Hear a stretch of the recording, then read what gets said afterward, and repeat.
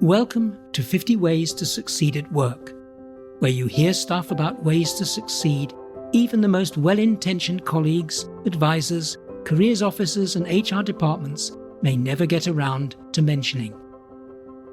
This is episode 12, SMILER, Why Smiling Gets Other People Purring. It's Jordan's big moment. The team leader wants him to present the project that he's been working on for weeks and to explain its implication for the team's future work. Jordan scans the expectant faces around the table as he gets to his feet. Most are blank. Some members are fiddling with their phones, and several seem bored. His heart begins to sink. What will they make of his proposal, and how will they respond? Just then, Jordan notices Gina looking directly at him. As he catches her eye, she gives him an encouraging smile. She nods slightly and silently mouths, "Go for it, Jordan." That smile is all he needs. Buoyed by her support, he launches into his presentation with renewed confidence and never looks back.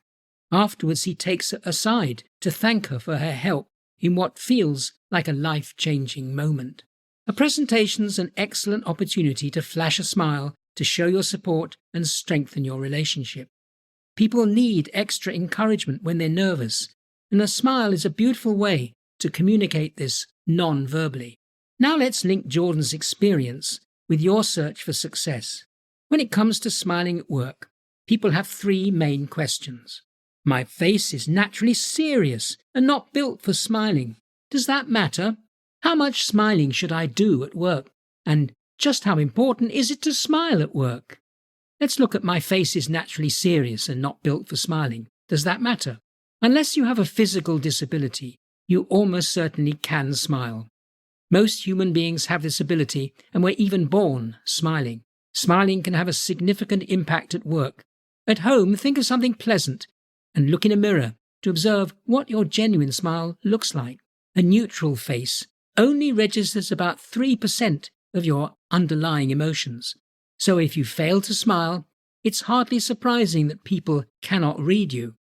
If your resting face is not neutral and seemingly not built for smiling, you'll be conveying just about 6% of your hidden emotions. So your face and its downward look can suggest a depressed or negative emotion, when perhaps that's not how you feel inside. To send more positive signals and avoid resorting to a fake smile, instead try looking up more than down. Engage the corners of your mouth to encourage them to turn up. Use eye contact to signal that you're engaging. Why does this matter? Well, smiling is such a powerful social tool. It's essential to all good communication. You can't ignore it in your search for success at work. So the second question is, how much smiling should I do at work? Failing to smile may harm your impact, yet so can excessive or forced smiles. For example, doing it inappropriately when talking about something serious or sad. There's no right amount of smiling to aim for. Just be aware that people who constantly smile are happier than those who don't. And happiness transmits like a yawn and can be catching. A downside of lots of smiling is that it may make you vulnerable to being taken advantage of. Instead, when you smile, make sure it's authentic. We can all fake a smile, but those on the receiving end have built-in detective skills to know what's real. A forced smile doesn't necessarily bring benefits and may be worse than no smile at all. So don't buy into the common claim that it's best to fake it till you make it. A genuine smile, technically known as a Duchenne smile, engages not just the muscles of your mouth, it also triggers facial forces that close the eyelids. The resulting crinkles at the corners of your eyes are almost impossible to fake. Did you know that smiling releases pleasure chemicals in the brain? No wonder we like doing it.